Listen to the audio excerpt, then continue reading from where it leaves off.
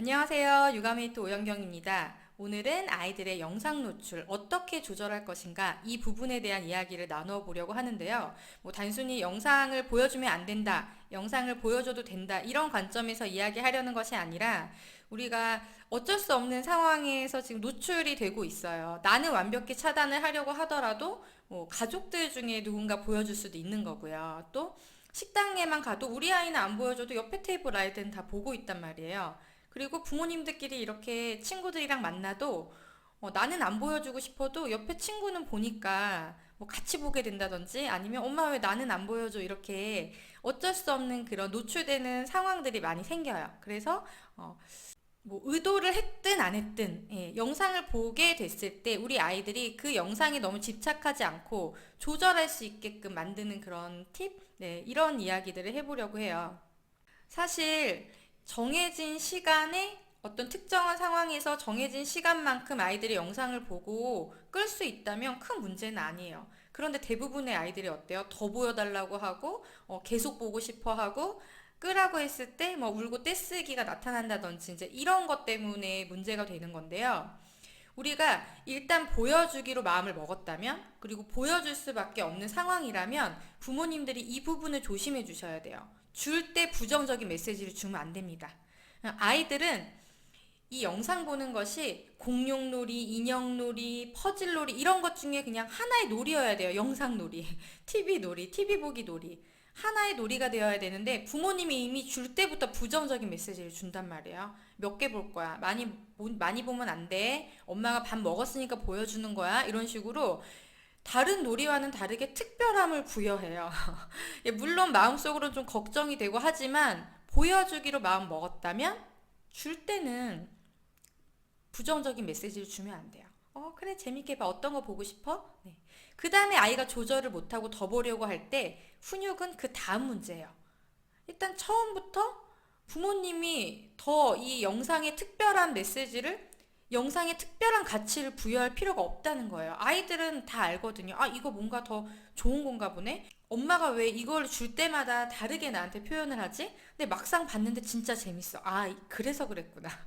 아, 이거 되게 좋은 거구나. 더 하고 싶다. 우리만 못하게 하면 더 하고 싶잖아요. 그렇게 아이들도 자꾸 영상에 더 특별한 가치를 부여하게 된다는 거예요. 그래서 우리가 일단 주기로 했다면, 마음을 먹었다면, 줄 때는 쿨하게. 결정했으니까 보여줄 거잖아요, 어차피. 쿨하게. 그리고 그 다음에 훈육은 다음 문제라는 거예요. 네. 자, 여기서 중요한 것이 아이들은 영상을 특별한 것으로 생각하면 안 된다.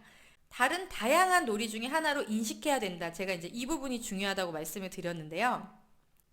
아이가 여러 가지 놀이 중에서 하나의 놀이로 인식한다는 것은 다른 놀이들의 경험이 많이 있다는 거예요. 자, 우리가 아이들이 영상을 언제 찾아요? 밖에 있을 때는 사실 많이 안 찾거든요. 놀이터에서 놀거나, 키즈카페에 가거나, 거기서 영상을 보여달라는 아이들은 별로 없어요. 언제 많이 그래요? 식당에 앉아서 있거나, 집에서 별로 특별한 게 할 게 없고, 심심하고 이러니까 아이들이 영상을 보여달라는 거예요. 네. 그러면 그 영상을 대체할 수 있을 만한 어떤 즐거운 상호작용이 있어야 된다는 겁니다. 식당에 앉았으면 음식이 나올 때까지 뭔가 즐거운 자극이 있어야 되잖아요. 어, 영상 말고 스티커를 가져가서 붙이기를 한다든지 아니면은 아이가 좋아하는 장난감이 있다든지 더 좋은 건 뭐냐? 부모님의 바로 표정과 목소리입니다. 부모님이 더 재밌게 아이에게 얘기도 해주고 노래도 불러주고 같이 얘기를 나누고 한다면 좋겠죠. 근데 그런 게 없이 그냥 앉아서 음식을 기다린다면 아이 입장에서는 재미가 없을 수밖에 없어요. 자, 그렇다면 아이들이 영상을 하나의 놀이로 인식하기 위해서 우리가 어떻게 해야 될까? 이 부분에 대한 팁을 드릴 텐데요. 자, 영상을 보여주기 전에 먼저 영상이 끝난 이후에 무엇을 할 것인지 아이들이랑 이야기를 나눠주세요. 예를 들어서 놀이를 할 거라면 엄마랑 이거 뽀로로 하나 보고 있어. 이거 끝나면 엄마랑 이따가 그 뽀로로 퍼즐 놀이 하자. 그거 아까 사온 거 그거 재밌겠다. 그치? 자, 이렇게 얘기를 해주거나 그럼 이거 하나 보고 있어. 엄마는 우리 딸 좋아하는 계란빵 만들고 있을게. 아, 맛있겠다. 우리 보고 이거 먹자. 자, 이런 식으로 영상이 끝난 이후에 다른 즐거운 무언가가 있다는 것을 미리 알려주시는 거예요. 근데 여기서 주의할 점은 뭐냐면 이거 보고 나서 우리 퍼즐 하는 거야. 이거 보고 나서 엄마랑 간식 먹는 거야. 이렇게 조건식으로 얘기하는 게 아니에요. 그냥 별개로, 영상 보는 것과 별개로 다른 활동에 대해서 즐겁게 이야기를 나누는 겁니다. 그 다음에 이제 영상을 다 봤을 때 다음 활동으로 연결을 시켜야 되잖아요. 그때도 자, 이제 다 봤으니까 그만하자 이렇게 얘기하는 것이 아니라 자, 우리 이제 퍼즐놀이 하러 가자. 자, 우리 이제 계란빵 먹으러 가자. 이렇게 원래 이야기했었던, 부모님이랑 미리 이야기 나누게 했었던 말을 해주면서 아이를 방향 전환을 시켜주는 거예요.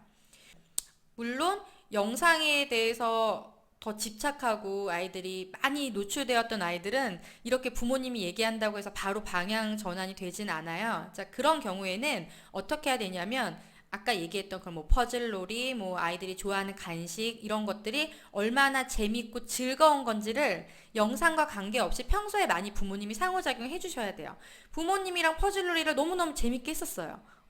엄마랑 계란빵 먹을 때 재밌는 일이 노른자도 찾고 흰자도 찾고 이러면서 되게 재밌는 경험이 있었어요. 그러면 아이가 영상 보는 게 사실 그만두는 게 좀 아쉽더라도 대안으로 부모님이 제시한 것을 선택할 확률이 높아지는 거죠. 그런데 이런 매력적인 어떤 대안들이 없는 상태에서 그냥 TV를 약속했으니까 꺼야 돼, 많이 봤으니까 뭐 눈이 아프니까 안 돼, 이렇게만 접근을 한다면 아이 입장에서는 더 아쉽고 그날은 그렇게 해서 마무리가 되더라도 다음번에 영상을 볼 때 더 이제 집착하게 되는 그런 상황이 되는 거죠.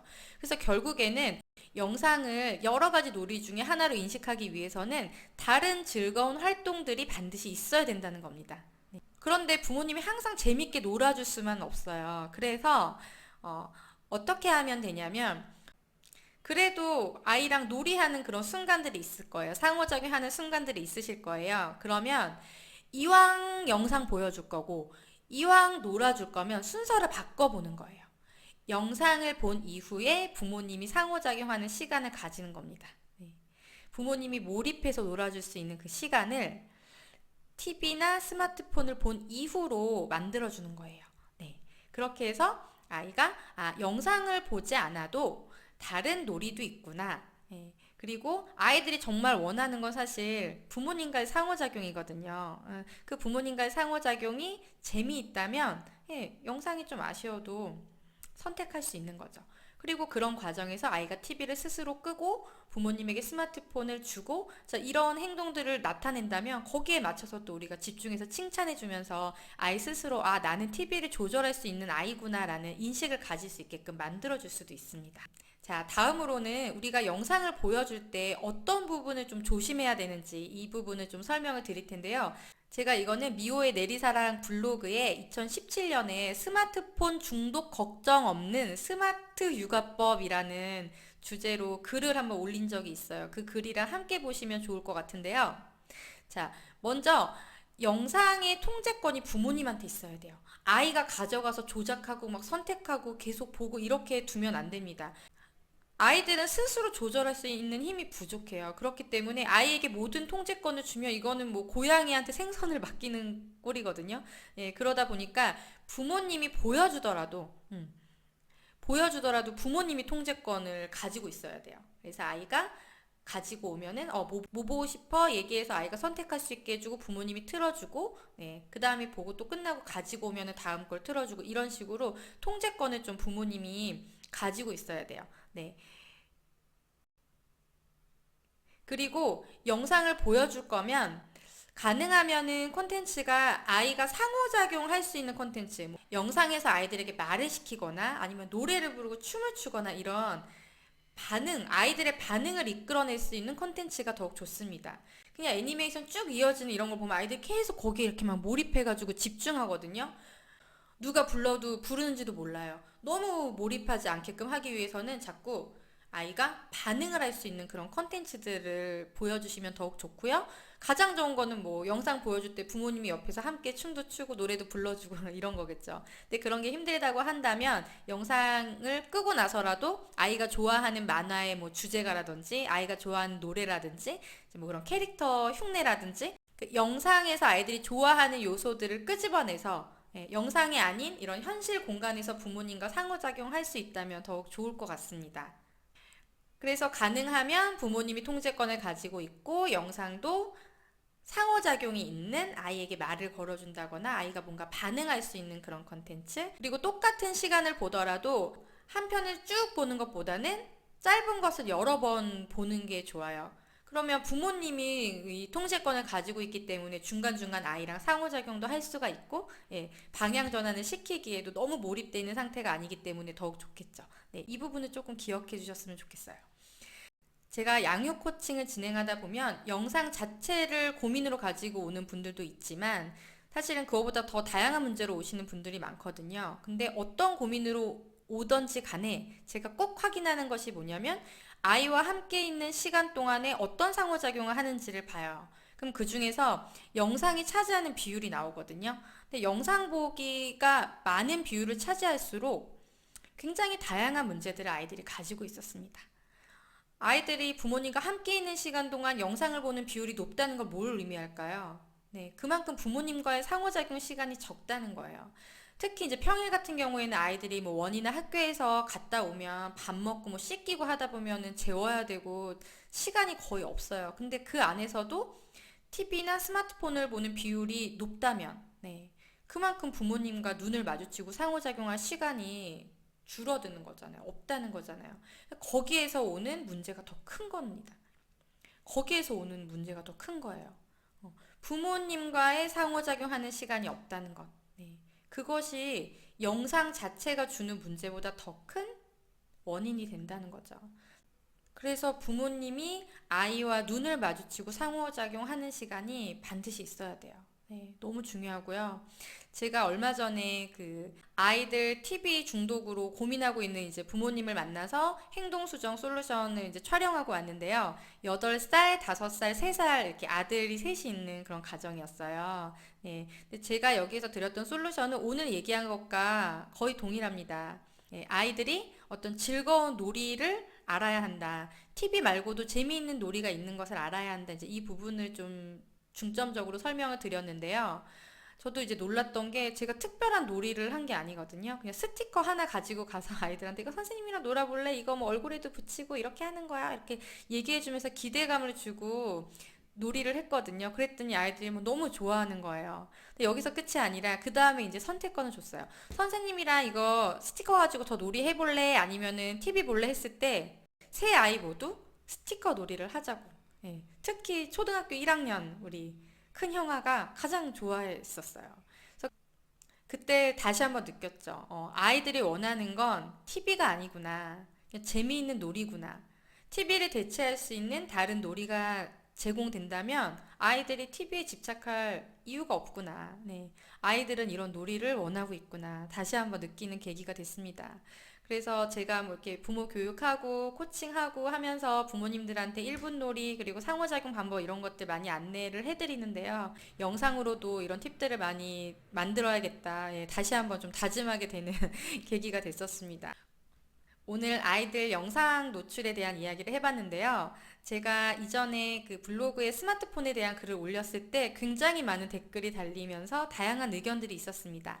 아마 오늘도 이 영상을 보시면서 영상 노출 자체가 나쁜 건데 그냥 안 보여주면 되는 건데 이런 얘기를 할 필요가 없다. 좀 불편함을 느끼는 분들도 있을 것 같아요. 제가 현장에서 이렇게 부모님들 만나다 보면 아이들에게 영상 노출하지 않기 위해서 노력하는 부모님들도 실제로 많이 만나게 됩니다. 예, 근데 이제 이야기를 나누다 보면 굉장히 많이 힘들다고들 하세요. 왜냐면 이제 어머니, 아버님, 뭐, 그리고 다른 양육자분들이 거기에 다 동의를 해주시면 좋은데, 뭐, 부모님 두 분 중에 한 분만 이렇게 의견을 가지고 있다든지, 아니면 뭐, 조부모님이 아이를 봐주시는데, 아이에게 영상 노출을 한다든지, 뭐, 이런 상황들에서 자꾸 갈등이 생기면서, 왜 유별나게, 너만 그러냐, 이제 이런 의견들이 있는데, 그럼에도 불구하고 이제 꿋꿋하게 아이를 지켜낸단 말이죠. 네. 근데 그런 상황에서 자꾸, 정말 내가 나만 특별한 건가? 내가 이렇게 하는 게 과연 맞는 건가? 이제 이런 의문들도 많이 가지고 계시더라고요. 그래서 오늘의 영상은 어쩔 수 없는 상황이라면 그리고 앞으로 이제 아이가 점점 크면서 또 학년기에 들어가고 하면은 또 완전히 차단하는 건 힘들기 때문에 어쨌든 단계적으로 이제 노출이 되어야 될 거예요. 그랬을 때 어떻게 현명하게 좀 보다 지혜롭게 아이가 스스로 조절할 수 있게끔 만들 것인가. 자, 이 부분을 생각하면서 영상을 봐주셨으면 하는 바람이 있고요. 네, 네. 오늘의 내용도 도움이 되셨다면 좋아요 그리고 구독 버튼도 부탁드립니다. 댓글로 다양한 의견들 주시면 제가 또 참고해서 다음 영상을 만들어 보겠습니다. 저는 다음 시간에 더 유익하고 도움이 되는 내용으로 찾아오겠습니다. 감사합니다.